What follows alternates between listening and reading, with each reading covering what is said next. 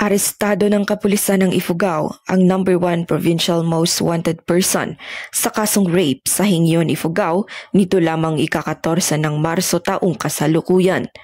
Matagumpay ang operasyon dahil sa pagtutulungan ng mga operatiba sa pangunguna ng Hingyon Municipal Police Station, katuwang ang 1st at 2nd Ifugao PMFC, PIU Ifugao PPO at RIU 14.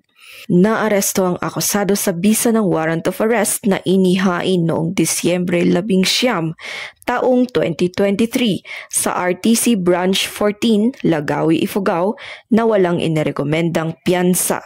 Matapos basahan ng kanyang karapatan sa salitang kanyang naiintindihan, dinala ang akusado sa tanggapan ng pulisya para sa tamang dokumentasyon at wastong disposisyon bago i-turn over sa kinauukulang hukuman. Ang matagumpay na pag-aresto ng mga may sala sa batas ay patunay sa pagpapaigting ng pambansang pulisya sa sinumpaang tungkulin kontra kriminalidad bilang pagsuporta sa adhikain ng kasalukuyang administrasyon tungo sa isang bagong Pilipinas.